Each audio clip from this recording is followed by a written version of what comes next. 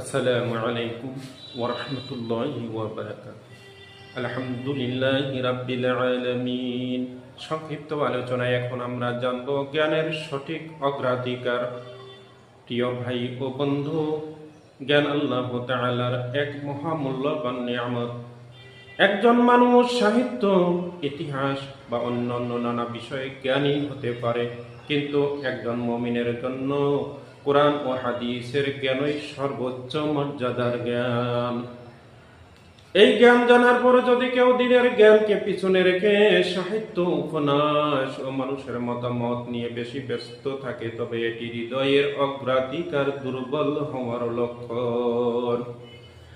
পবিত্র কোরআন সূরা সাআদ 29 নম্বর আয়াতে আল্লাহ তাআলা বলেন, এটি এক বরকতময় কিতাব যা আমি তোমার প্রতি নাযিল করেছি, যাতে তারা এর আয়াতসমূহ নিয়ে গভীর চিন্তা করে।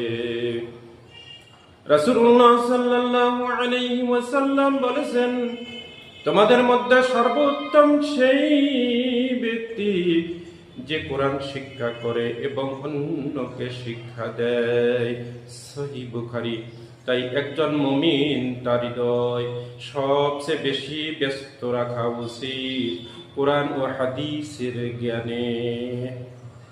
অন্যান্য জ্ঞান থাকতে পারে, কিন্তু তা যেন কখনো দিনের জ্ঞানের উপর প্রাধান্য না পায়।